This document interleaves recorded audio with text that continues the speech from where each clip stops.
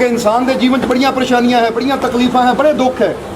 और ये याद रखो, जो जीवन च परेशानियां तकलीफां दुख है तो हर परेशानी हर तकलीफ हर दुख का हल भी वो मालिक ने रखा होया।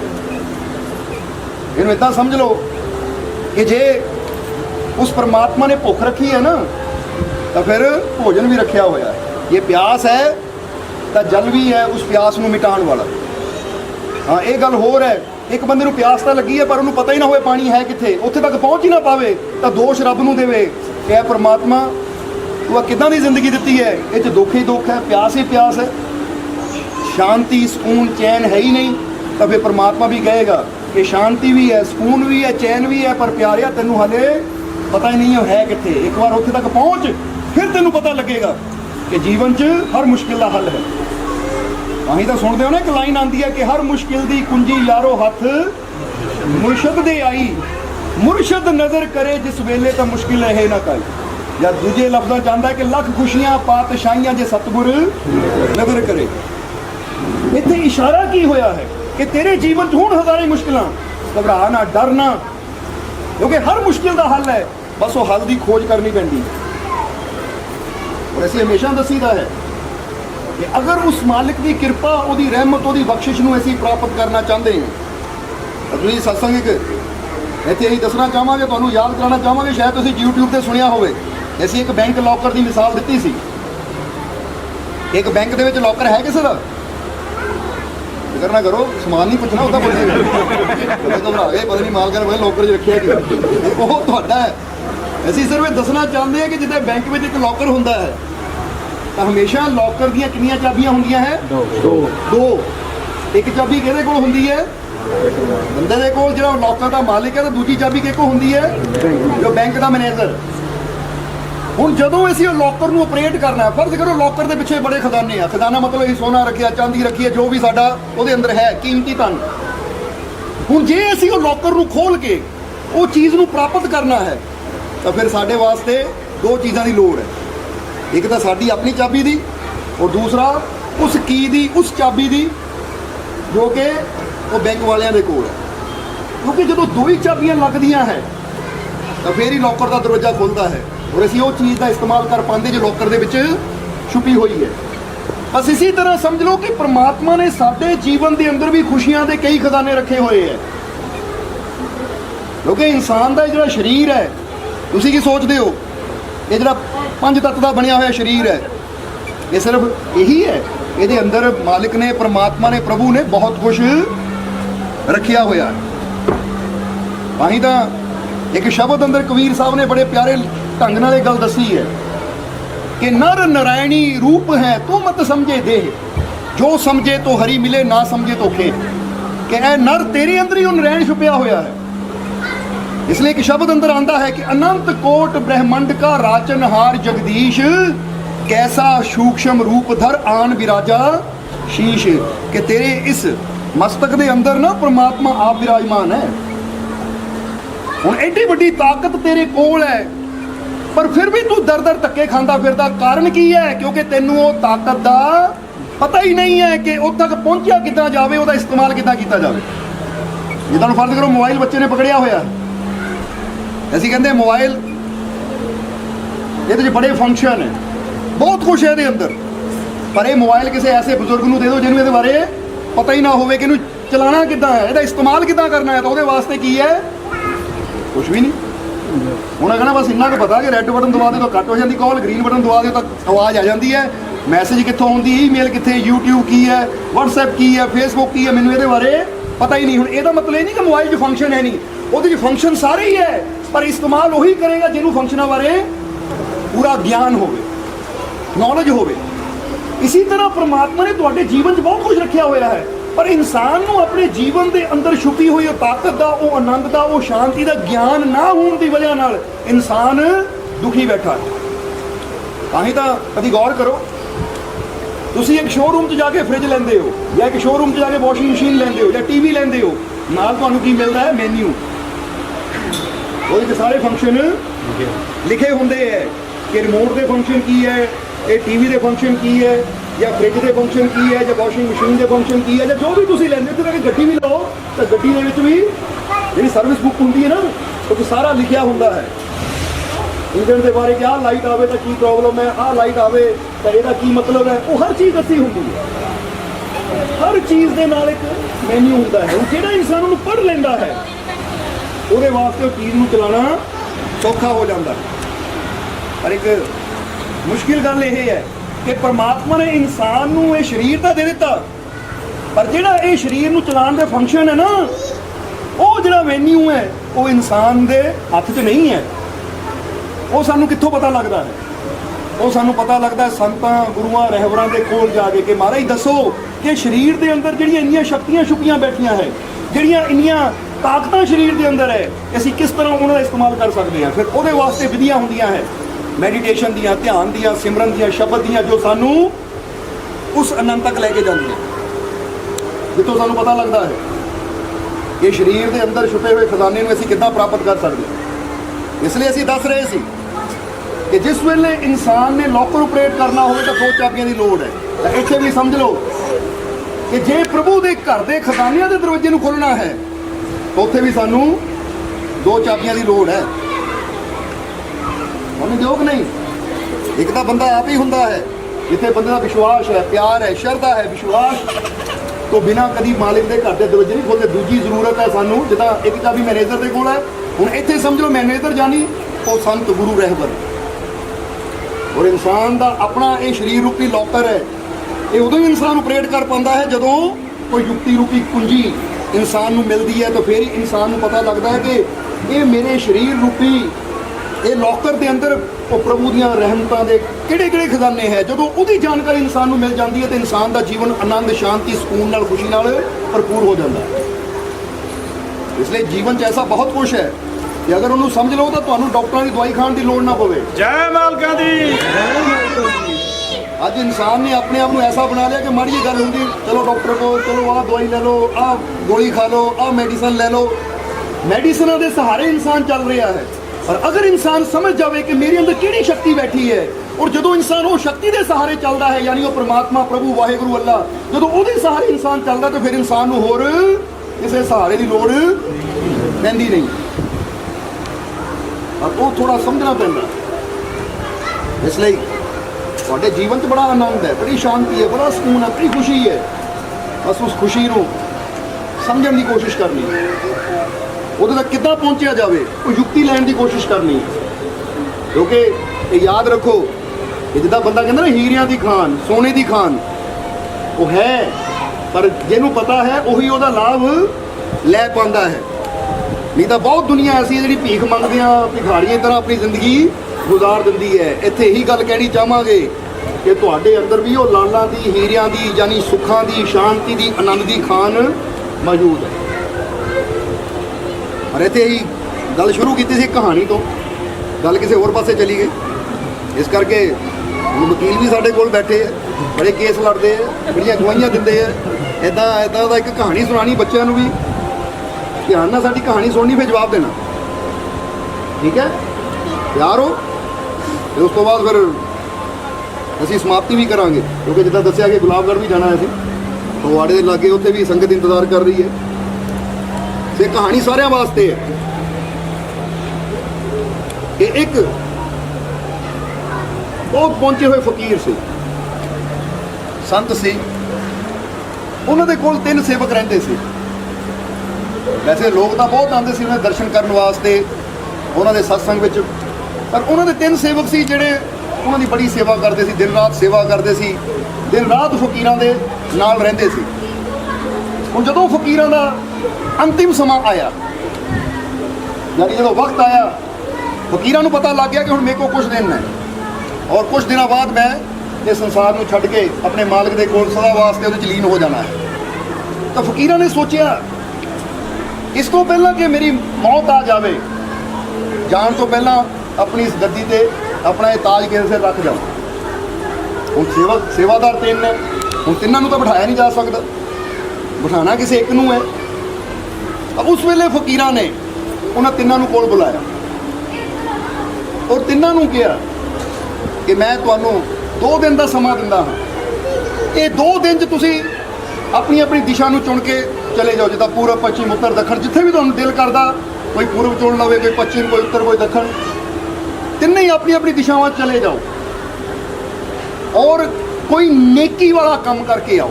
और जिहड़ा सब तो ज़्यादा नेकी वाला काम करके आएगा उन्होंने मैं इत्थे बिठा देना जिथे अज मैं बैठा।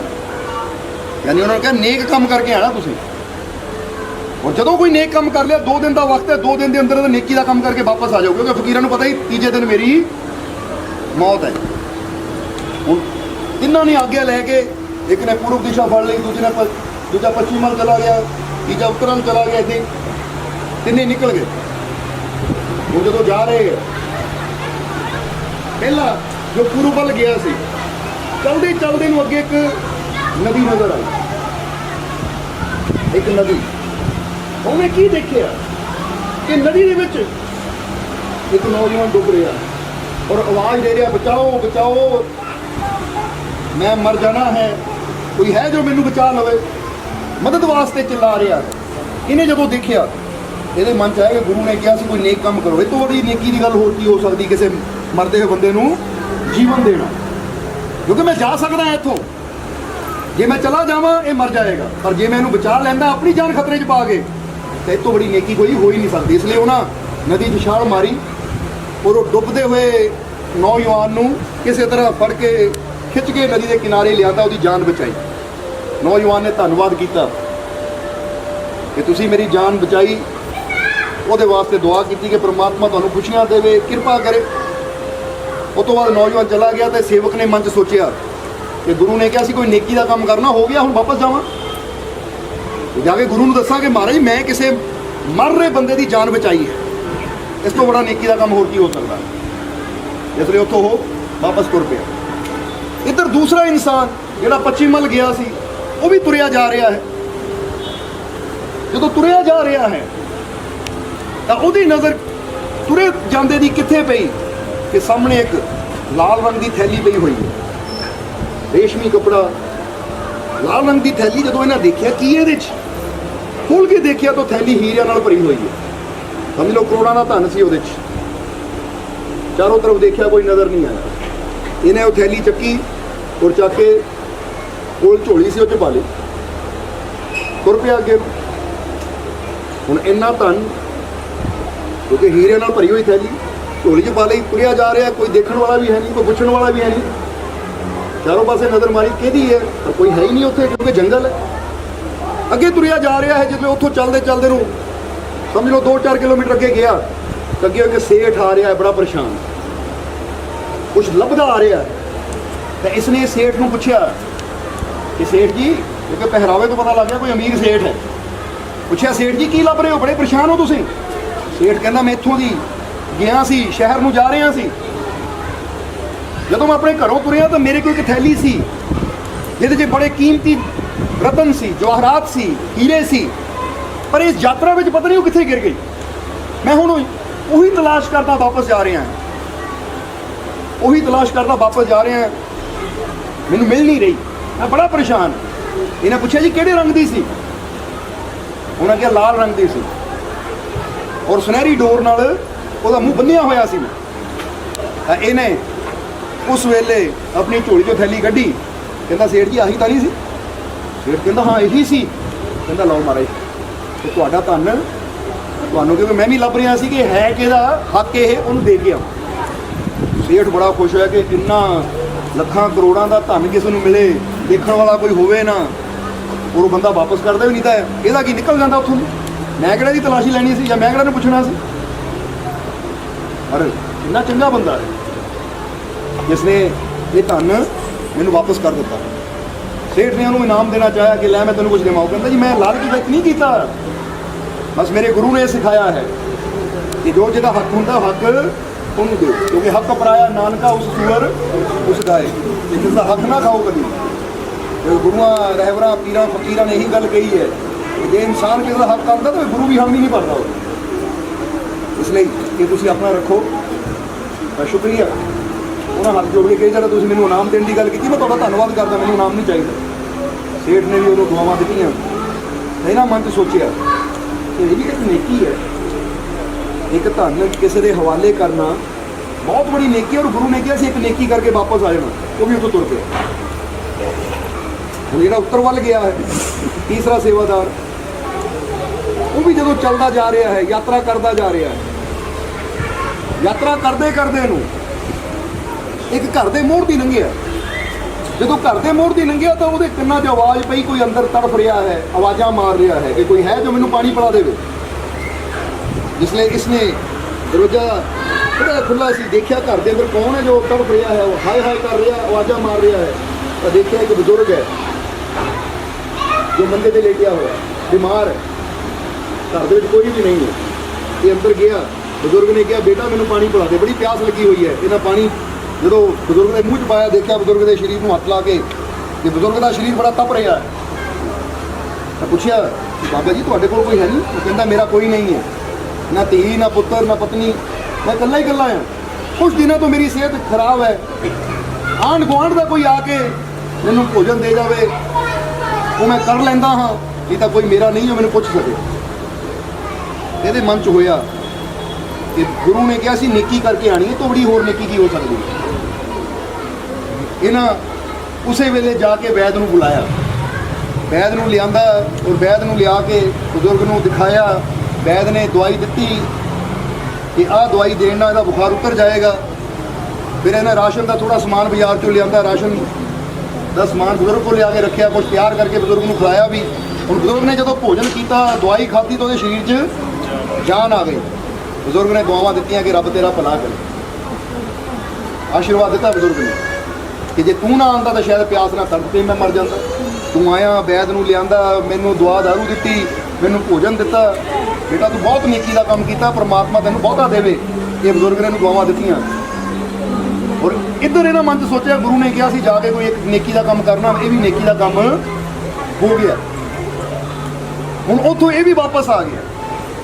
ਹੁਣ ਜਦੋਂ ਇਹ ਤਿੰਨੇ ਹੀ ਵਾਪਸ ਗੁਰੂ ਦੇ ਕੋਲ ਪਹੁੰਚੇ ਤਾਂ ਗੁਰੂ ਨੇ ਪੁੱਛਿਆ ਕਿੱਦਾਂ ਵੀ ਤੁਹਾਨੂੰ ਕਿਹਾ ਸੀ ਕਿ ਜਾ ਕੇ ਇੱਕ ਨੇਕੀ ਦਾ ਕੰਮ ਕਰਕੇ ਆਓ, ਕੀਤਾ ਤੁਸੀਂ? ਤਾਂ ਤਿੰਨੇ ਹੀ ਦੱਸ ਰਹੇ ਹੈ। ਪਹਿਲੇ ਨੇ ਦੱਸਿਆ ਜਿਹੜਾ ਪੂਰਬ ਵੱਲ ਗਿਆ ਸੀ ਕਿ ਮਹਾਰਾਜ ਮੈਂ ਨਦੀ 'ਚ ਡੁੱਬਦੇ ਇੱਕ ਬੰਦੇ ਦੀ ਜਾਨ ਬਚਾਈ ਹੈ, ਹੁਣ ਤੁਸੀਂ ਦੱਸੋ ਇਹ ਨੇਕੀ ਹੈ? ਗੁਰੂ ਕਹਿੰਦਾ ਹਾਂ ਨੇਕੀ ਹੈ। ਦੂਜੇ ਨੂੰ ਪੁੱਛਿਆ ਤੂੰ ਦੱਸ ਵੀ ਤੂੰ ਕਿਹੜਾ ਨੇਕੀ ਦਾ ਕੰਮ ਕੀਤਾ? ਕਹਿੰਦਾ ਜੀ ਮੈਂ ਲੱਖਾਂ ਕਰੋੜਾਂ ਦਾ ਧਨ ਮੈਨੂੰ ਮਿਲਿਆ ਸੀ, ਮੈਂ ਚਾਹੁੰਦਾ ਰੱਖ ਸਕਦਾ ਸੀ, ਪਰ ਮੈਂ ਉਹ ਧਨ ਉਹਦੇ ਮਾਲਿਕ ਤੱਕ ਪਹੁੰਚਾਇਆ, ਇਹ ਵੀ ਇੱਕ ਨੇਕੀ ਹੈ। ਹੁਣ ਤੀਜੇ ਨੂੰ ਪੁੱਛਿਆ ਤੂੰ? ਕਹਿੰਦਾ ਮਹਾਰਾਜ ਮੈਂ ਇੱਕ ਬਜ਼ੁਰਗ ਦੀ ਜਾਨ ਬਚਾਈ, ਉਹ ਬਿਮਾਰ ਸੀ, ਉਹਨੂੰ ਪਾਣੀ ਪਿਲਾਇਆ, ਵੈਦ ਨੂੰ ਬੁਲਾਇਆ, ਦਵਾਈ ਦਿੱਤੀ, ਖਾਣਾ ਉਹਦੇ ਵਾਸਤੇ ਤਿਆਰ ਕਰਕੇ ਭੋਜਨ ਕਰਾਇਆ, ਇਸ ਕਰਕੇ ਉਹਦੀ ਮੈਂ ਜਾਨ ਬਚਾਈ। ਹੁਣ ਜਦੋਂ ਗੁਰੂ ਨੇ ਦੇਖਿਆ ਕਿ ਕੰਮ ਤਾਂ ਤਿੰਨਾਂ ਨੇ ਨੇਕੀ ਵਾਲੇ ਕੀਤੇ, ਬਹੁਤ ਬੜੇ ਕੀਤੇ, ਪਰ ਤਿੰਨਾਂ ਨੂੰ ਤਾਂ ਫਿਰ ਵੀ ਮੈਂ ਇਹ ਚੀਜ਼ ਨਹੀਂ ਦੇ ਸਕਦਾ, ਦੇਣੀ ਤਾਂ ਕਿਸੇ ਇੱਕ ਨੂੰ ਹੈ। ਪਰ ਹੁਣ ਤਿੰਨਾਂ ਚੋਂ ਕਿਹਨੂੰ ਦੇਵਾਂ? ਸਭ ਤੋਂ ਬੜਾ ਨੇਕੀ ਦਾ ਕੰਮ ਤਿੰਨਾਂ ਚੋਂ ਕਿਹਨਾਂ ਕੀਤਾ ਜਿਹਨੂੰ ਮੈਂ ਇਹ ਦਾਤ ਦੇ ਦੇਵਾਂ, ਯਾਨੀ ਇਹ ਗੱਦੀ ਤੇ ਬਿਠਾ ਦੇਵਾਂ। ਹੁਣ ਤੁਸੀਂ ਦੱਸਣਾ ਹੈ ਕਿ ਗੁਰੂ ਨੇ ਕਿਹਨੂੰ ਚੁਣਿਆ। ਆਖਰ ਗੁਰੂ ਨੇ ਤਿੰਨਾਂ ਨੂੰ ਸਾਹਮਣੇ ਖੜੇ ਕੀਤਾ, ਔਰ ਤਿੰਨਾਂ ਨੂੰ ਸਾਹਮਣੇ ਖੜੇ ਕਰਨ ਤੋਂ ਬਾਅਦ ਗੁਰੂ ਨੇ ਇੱਕ ਦੀ ਤਰਫ ਇਸ਼ਾਰਾ ਕੀਤਾ ਕਿ ਤੇਰਾ ਕੰਮ ਸਭ ਤੋਂ ਜ਼ਿਆਦਾ ਨੇਕੀ ਦਾ ਹੈ, ਤੂੰ ਆ ਜਾ ਔਰ ਸਭ ਕੁਝ ਲੈ ਜਾ। ਉਹ ਕਿਹੜਾ ਸੀ ਜਿਹਨੂੰ ਗੁਰੂ ਨੇ ਬੁਲਾ ਕੇ ਦਿੱਤਾ ਤੁਹਾਡੀਆਂ ਨਜ਼ਰਾਂ 'ਚ? ਇਹ ਹੁਣ ਤੁਸੀਂ ਜਵਾਬ ਦਿਓ। ਲੰਗਰ ਕਿਹਨੇ ਖਵਾਇਆ? ਇਹ ਸਾਹਿਬ ਕੇਸ ਲੜਦੇ ਆ, ਕੇਸ ਨਵਾਂ ਪੈ ਗਿਆ। ਇਹਨਾਂ ਦਾ ਪਤਾ ਨਾ, ਇੱਕ ਨੇ ਨਦੀ 'ਚ ਡੁੱਬਦੀ ਜਾਨ ਬਚਾਈ ਪਹਿਲਾ, ਦੂਜੇ ਨੇ ਧਨ ਵਾਪਸ ਕੀਤਾ, ਤੀਜੇ ਨੇ ਬਜ਼ੁਰਗ ਦੀ ਜਾਨ ਬਚਾਈ।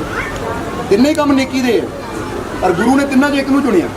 ਹੁਣੇ ਤੁਸੀਂ ਦੱਸਣਾ ਗੁਰੂ ਨੇ ਕਿਹਨੂੰ ਚੁਣਿਆ, ਵੈਸੇ ਤਾਂ ਦੱਸ ਹੀ ਦੇਣਾ ਤੁਹਾਨੂੰ। 2 ਨੰਬਰ ਵਾਲੇ ਔਰ ਜਿਹਨੂੰ ਚੁਣਿਆ ਨਾਲ ਇਹ ਵੀ ਦੱਸ ਦੇਣਾ ਰੀਜ਼ਨ ਕੀ ਹੈ, ਰੀਜ਼ਨ ਵੀ ਦੱਸਣਾ ਹੈ, ਠੀਕ ਹੈ। ਇੱਕ ਨੌਜਵਾਨ ਦੀ ਜ਼ਿੰਦਗੀ ਵੀ ਆਈ, ਲਾਸਟ ਨੇ ਇੱਕ ਬਜ਼ੁਰਗ ਦੀ ਜ਼ਿੰਦਗੀ ਵੀ ਆਈ। ਨਹੀਂ ਜਾਓਗੇ ਨਹੀਂ? 2 ਨੰਬਰ ਸੈਕਿੰਡ ਪਹਿਲੀ ਵਾਲਾ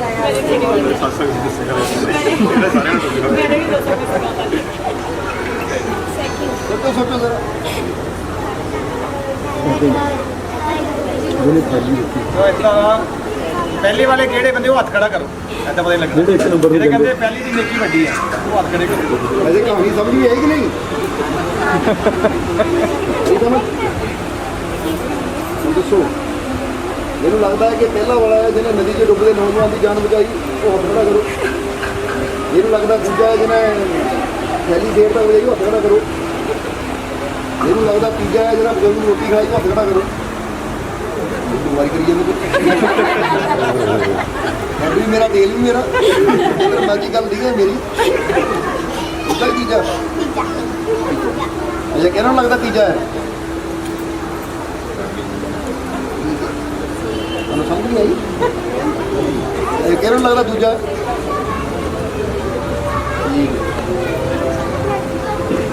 ਉਹ ਵੀ ਤਿੰਨ ਤੋਂ ਹੀ ਕਰਦੇ ਨੇ, ਸਾਰੇ ਨੂੰ ਤਿੰਨ ਤੋਂ ਹੀ ਹੈ। ਇਹ ਵਿੱਚ ਦੋ ਵਾਲੇ ਵੀ ਹੈਗੇ ਆ। ਦੋ ਵਾਲੇ। ਚਲੋ ਸਸਪੈਂਸ ਨੂੰ ਖਤਮ ਕਰੀਏ ਕਿਉਂਕਿ ਦੱਸ ਦਈਏ ਫਿਰ। ਜਿਨ੍ਹਾਂ ਨੇ ਕਿਹਾ ਹੈ ਪਹਿਲਾਂ ਤਾਂ ਕਿਸੇ ਨੇ ਗਿਆ ਹੀ ਨਹੀਂ ਡੁੱਬ ਜਾਂਦੇ। ਹੈ। ਅੱਛਾ, ਜਿਨ੍ਹਾਂ ਨੇ ਕਿਹਾ ਤੀਜਾ ਉਹ ਗਲਤ ਹੈ, ਕਿਉਂਕਿ ਗੁਰੂ ਨੇ ਚੁਣਿਆ। ਹੁਣ ਕਾਰਨ ਵੀ ਸੋਚਣਾ ਹੈ ਕਿਉਂ ਗੁਰੂ ਨੇ ਚੁਣਿਆ ਦੂਸਰੇ ਨੂੰ, ਕਿਉਂਕਿ ਗੀਤਾ ਦੇ ਅੰਦਰ ਸ਼੍ਰੀ ਕ੍ਰਿਸ਼ਨ ਨੇ ਨਰਕ ਦੇ ਕੁਝ ਦਰਵਾਜ਼ੇ ਦੱਸੇ ਹੈ, ਜਿਨ੍ਹਾਂ 'ਚ ਉਹਨਾਂ ਨੇ ਕਿਹਾ ਕ੍ਰੋਧ ਵੀ ਨਰਕ ਦਾ ਦੁਆਰ ਹੈ ਤਾਂ ਲੋਭ ਵੀ ਨਰਕ ਦਾ ਦੁਆਰ ਹੈ। ਜ਼ਿਆਦਾਤਰ ਜਦ ਵੀ ਇਨਸਾਨ ਪਾਪ ਕਰਦਾ ਹੈ ਤਾਂ ਲੋਭ ਦੇ ਵਸ ਹੋ ਕੇ ਕਰਦਾ ਹੈ, ਕਿਉਂਕਿ ਜਦੋਂ ਇਨਸਾਨ ਦੇ ਅੰਦਰ ਲੋਭ ਪੈਦਾ ਹੋ ਜਾਂਦਾ ਹੈ ਤਾਂ ਫਿਰ ਲੋਭ ਦੇ ਵਸ ਹੋ ਕੇ ਤੁਸੀਂ ਦੇਖਦੇ ਹੋ ਨਾ ਕਿ ਕਈ ਵਾਰ ਸਗੇ ਭਰਾ ਹੁੰਦੇ ਆ, ਇੱਕ ਦੇ ਅੰਦਰ ਲੋਭ ਪੈਦਾ ਹੋ ਗਿਆ ਜ਼ਮੀਨ ਨੂੰ ਲੈ ਕੇ, ਪੈਸੇ ਨੂੰ ਲੈ ਕੇ, ਤਾਂ ਇੱਕ ਦੂਜੇ ਦੀ ਜਾਨ ਦੇ ਦੁਸ਼ਮਣ ਵੀ ਉਹ ਬਣ ਜਾਂਦੇ। ਇਨਸਾਨ ਚੋਰੀ ਕਰਦਾ ਹੈ, ਇਨਸਾਨ ਠਗੀਆਂ ਕਰਦਾ ਹੈ, ਤੇ ਕਿਹਦੇ ਕਰਕੇ ਕਰਦਾ ਹੈ? ਸੋ ਗੁਰੂ ਨੇ ਕਿਹਾ ਕਿ ਇਹ ਬੱਚੇ ਨੇ, ਯਾਨੀ ਮੇਰੇ ਦੂਸਰੇ ਸੇਵਕ ਨੇ ਆਪਣੇ ਲੋਭ ਨੂੰ ਪੂਰੀ ਤਰ੍ਹਾਂ ਜਿੱਤਿਆ ਹੋਇਆ ਹੈ। ਔਰ ਤਾਕਤ ਉਹਨੂੰ ਹੀ ਦੇਣ ਦਾ ਫਾਇਦਾ ਹੁੰਦਾ ਹੈ ਜਿਹਦੇ ਅੰਦਰ ਕਿਸੇ ਕਿਸਮ ਦਾ ਲਾਲਚ ਨਾ ਹੋਵੇ। ਕਿਸੇ ਲੋਭੀ ਇਨਸਾਨ ਦੇ ਹੱਥ ਤਾਕਤ ਜਾਏਗੀ, ਉਹ ਫਰਜ਼ ਕਰੋ ਬੰਦਾ ਕਹਿੰਦਾ ਮੇਰੇ ਦੇਸ਼ ਦਾ ਪ੍ਰਧਾਨ ਮੰਤਰੀ ਜਾਂ ਮੇਰੇ ਏਰੀਆ ਦਾ ਜੋ CM ਹੈ, ਚੀਫ ਮਿਨਿਸਟਰ ਹੈ, ਉਹ ਲੋਭੀ ਹੋਵੇ ਤਾਂ ਉਹਨਾਂ ਕੀ ਕਰਨਾ, ਇੱਦਾਂ ਦੇ ਕਰ ਲਾ ਦੇਣੇ ਕਿ ਬੰਦੇ ਦੀ ਜਾਨ ਕੱਢ ਲੈਣੀ, ਕਹਿੰਦਾ ਚਮੜੀ ਵੀ ਲਾ ਲਓ ਇਹਨਾਂ ਦੀ। ਤਾਂ ਜਿਹਦੇ ਅੰਦਰ ਲੋਭ ਨਹੀਂ ਹੋਏਗਾ ਉਹਨਾਂ ਹਮੇਸ਼ਾ ਦੂਜੇ ਬਾਰੇ ਸੋਚਣਾ ਹੈ। ਲੋਭੀ ਇਨਸਾਨ ਹਮੇਸ਼ਾ ਆਪਣੇ ਬਾਰੇ ਸੋਚਦਾ ਹੈ ਕਿ ਮੈਨੂੰ ਕੀ ਮਿਲਣਾ ਹੈ, ਤਾਂ ਪ੍ਰੇਮੀ ਇਨਸਾਨ ਹਮੇਸ਼ਾ ਦੂਜੇ ਬਾਰੇ ਸੋਚਦਾ ਕਿ ਮੈਂ ਉਹਦੀ ਖਾਤਰ ਕੀ ਕਰ ਸਕਦਾ। ਇਸ ਲਈ ਗੁਰੂ ਨੇ ਕਿਹਾ ਇਹ ਤਾਕਤ ਕੋਈ ਛੋਟੀ ਨਹੀਂ ਹੈ, ਇਸ ਲਈ ਇਹਨੇ ਲੋਭ ਨੂੰ ਜਿੱਤਿਆ ਹੋਇਆ ਹੈ। ਇਸ ਲਈ ਸਭ ਤੋਂ ਬੜੀ ਨੇਕੀ ਇਹਦੀ ਹੈ, ਕਿਉਂਕਿ ਬਜ਼ੁਰਗ ਦਾ ਖਿਆਲ ਤਾਂ ਆਂਢੀ ਗੁਆਂਢੀ ਵੀ ਰੱਖਦੇ ਸੀ। ਬਜ਼ੁਰਗ ਨੇ ਦੱਸਿਆ ਹੀ ਹੈ ਕਿ ਭਾਈ ਜਦੋਂ ਮੈਨੂੰ ਕੋਈ ਖਾਣ ਦਿੰਦਾ, ਆਂਢੀ ਗੁਆਂਢੀ ਆਉਂਦੇ ਆ, ਉਹ ਮੈਨੂੰ ਭੋਜਨ ਦੇ ਜਾਂਦੇ, ਉਹੀ ਖਾ ਕੇ ਮੈਂ ਗੁਜ਼ਾਰਾ ਕਰਦਾ ਹਾਂ। ਥੋੜੀ ਦੇਰ ਹੋਰ ਪੁਕਾਰਦਾ ਤਾਂ ਸ਼ਾਇਦ ਕੋਈ ਗੁਆਂਢੀ ਆ ਕੇ ਉਹਦੀ ਉਹ ਕਰ ਲੈਂਦਾ। ਔਰ ਇੱਧਰ ਨੌਜਵਾਨ ਜਿਹੜਾ ਹੈ ਮਰ ਰਿਹਾ ਸੀ, ਉਹਨੂੰ ਕੋਈ ਹੋਰ ਵੀ ਬਚਾ ਸਕਦਾ ਸੀ, ਕਿਉਂਕਿ ਉਹਦੇ 'ਚ ਸੀਗਾ। ਇਹਨਾਂ ਨੇ ਜਿੱਦਾਂ ਆਪਾਂ ਕਹੀਏ ਮੈਂ ਕਿਸੇ ਮੁਰਦੇ ਨੂੰ ਬਚਾਇਆ, ਮਰਦੇ ਨੂੰ ਬਚਾਇਆ, ਤਾਂ ਉਹ 'ਚ ਇਹਦਾ ਮਤਲਬ ਮੇਰਾ ਲੋਭ ਤੇ ਕੰਟਰੋਲ ਜਾਂ ਕਾਮ ਤੇ ਕੰਟਰੋਲ ਜਾਂ ਕੋਹ ਤੇ ਉਹਦੇ ਨਾਲ ਇਹਦਾ ਕੋਈ ਲਿੰਕ ਨਹੀਂ। ਮੈਂ ਹੈਲਪ ਕਰ ਦਿੱਤੀ, ਔਰ ਹੈਲਪ ਤਾਂ ਕੋਈ ਵੀ ਕਰ ਸਕਦਾ, ਲੋਭੀ ਇਨਸਾਨ ਵੀ ਕਿਸੇ ਦੀ ਹੈਲਪ ਕਰ ਦਿੰਦਾ ਹੈ। ਪਰ ਇਹਦੇ ਮਨ 'ਚ ਕੋਈ ਲੋਭ ਨਹੀਂ ਸੀ, ਧਨ ਮਿਲਿਆ ਚਾਹੁੰਦਾ ਤਾਂ ਉਹਨੂੰ ਰੱਖ ਸਕਦਾ ਸੀ, ਪਰ ਫਿਰ ਵੀ ਇਹ ਨਾ ਉਹਨੂੰ ਵਾਪਸ ਕੀਤਾ। ਅਗਲਾ ਇਨਾਮ ਵੀ ਦੇਣਾ ਚਾਹੁੰਦਾ ਸੀ, ਨਾ ਇਨਾਮ ਵੀ ਕਬੂਲ ਨਹੀਂ ਕੀਤਾ, ਕਿਉਂਕਿ ਇਹਦੇ ਮਨ 'ਚ ਨੇਕੀ ਕਰਨ ਦੀ ਭਾਵਨਾ ਸੀ ਕਿ ਮੈਂ ਜੇ ਅੱਛਾਈ ਕਰਨੀ ਹੈ ਤਾਂ ਕਿਸੇ ਲਾਲਚ ਵਿੱਚ ਨਹੀਂ, ਇਹ ਮੈਂ ਅੱਛਾਈ ਕਰ ਰਿਹਾ ਆਪਣੇ ਮਾਲਕ ਦੀ ਖੁਸ਼ੀ ਦੀ ਖਾਤਰ, ਕਿਉਂਕਿ ਮੇਰੇ ਗੁਰੂ ਨੇ ਕਿਹਾ ਸੀ ਕੋਈ ਨੇਕ ਕੰਮ ਕਰਕੇ ਆਣਾ ਹੈ। ਤਾਂ ਜੇ ਮੈਂ ਇਹਦੇ ਕੋਈ ਇਨਾਮ ਲੈ ਲਿਆ ਤਾਂ ਨੇਕੀ ਤਾਂ ਰਹਿ ਹੀ ਨਹੀਂ ਗਈ, ਫਿਰ ਇਹ ਤਾਂ ਹੋ ਗਿਆ ਮੈਂ ਇਨਾਮ ਦੇ ਲਾਲਚ 'ਚ ਕੀਤਾ। ਇਸ ਲਈ ਇੱਥੋਂ ਕੀ ਪਤਾ ਲੱਗਦਾ ਹੈ ਕਿ ਜਦ ਵੀ ਨੇਕੀ ਕਰਨ ਦਾ ਮੌਕਾ ਮਿਲੇ ਤਾਂ ਐਸੀ ਨੇਕੀ ਕਰੀਏ ਕਿ ਉਹਦੇ 'ਚ ਸਾਡਾ ਕੋਈ ਲਾਲਚ ਨਾ ਹੋਵੇ। ਕਈ ਵਾਰ ਬੰਦਾ ਦੇਖਦਾ ਨੇਕੀ ਵੀ ਕਰਦਾ ਪਰ ਨਾਲ ਇੱਕ ਲਾਲਚ ਵੀ ਹੁੰਦਾ, ਮੈਂ ਉਹਦੀ ਖਾਤਰ ਆਹ ਕਰਾਂ ਤਾਂ ਅੱਗੇ ਮੈਨੂੰ ਆਹ ਫਲ ਮਿਲੇਗਾ, ਮੈਂ ਇਦਾਂ ਕਰਾਂ ਤਾਂ ਅੱਗੇ ਮੈਨੂੰ ਉਹ ਮਿਲੇਗਾ। ਦੇਖਿਆ ਨਾ ਵਿਆਹਾਂ 'ਚ ਸਗਨ ਵੀ ਬੰਦੇ ਦਿੰਦੇ ਆ, ਇਹਨੂੰ 501 ਦਿੱਤਾ ਤਾਂ ਅਗਲੀ ਵਾਰ ਨੂੰ ਮੈਨੂੰ 501 ਮਿਲਣਾ। ਲਿਖ ਲੈਂਦਾ ਬੰਦਾ, ਨੋਟ ਕਰ ਲੈਂਦਾ ਹੈ। ਲਿਖਦੇ ਹੋ ਕਿ ਨਹੀਂ? ਆ ਵਿਆਹ 'ਚ ਨਾ ਕਿੰਨਾ ਦਿੱਤਾ, ਕਿਹੜਾ ਸੂਟ ਦਿੱਤਾ, ਕਿੰਨੇ ਕੱਪੜੇ ਦਿੱਤੇ, ਉਹ ਲਿਖਦੇ ਆ ਤਾਂ ਕਿ ਅਗਲੀ ਵਾਰ ਨੂੰ ਉਹਨੂੰ ਨਹੀਂ ਰਿਟਰਨ ਕਰੀ, ਵਾਧੂ ਨਾ ਚਲਾ ਜਾਵੇ। ਕਿਉਂਕਿ ਬੰਦਾ ਜੋ ਦਿੰਦਾ ਹੈ ਮਕਸਦ ਹੁੰਦਾ ਇਹਦੇ ਬਦਲੇ ਮੈਨੂੰ ਕੁਝ ਮਿਲਣਾ ਚਾਹੀਦਾ। ਹੁਣ ਜਦੋਂ ਕੋਈ ਨੇਕੀ ਅਸੀਂ ਕਰਦੇ ਉਹਦੇ ਪਿੱਛੇ ਕੋਈ ਮਕਸਦ ਰੱਖ ਲੈਂਦੇ ਆ ਤਾਂ ਫਿਰ ਉਹ ਨੇਕੀ ਇੱਕ ਕਿਸਮ ਦੀ ਸਾਡੀ ਖਤਮ ਹੋ ਜਾਂਦੀ ਹੈ। ਤਾਂ ਜਦੋਂ ਬੰਦਾ ਕਹਿੰਦਾ ਹੈ, ਤਾਂ ਹੀ ਕਹਿੰਦੇ ਨੇਕੀ ਕਰ ਤੂੰ ਇਵੇਂ ਡਰ, ਜੇ ਤੂੰ ਅੱਛਾ ਕਰ ਅੱਗੇ ਉਮੀਦ ਨਾ ਰੱਖਿਓ ਤੈਨੂੰ ਧੰਨਵਾਦ ਵੀ ਕਰੇ। ਜਿਹਦਾ ਬੰਦਾ ਕਹਿੰਦਾ ਮੈਂ ਤੇਰੀ ਹੈਲਪ ਕੀਤੀ ਤੂੰ ਮੈਨੂੰ ਥੈਂਕ ਯੂ ਵੀ ਨਹੀਂ ਕਿਹਾ, ਕਿਉਂ ਕਵੇ, ਕਿਉਂ ਕਹਾਣਾ, ਅਸੀਂ ਉਹਦੇ ਕੋਲੋਂ ਬਦਲਾ ਕਿਉਂ ਲੈਣਾ?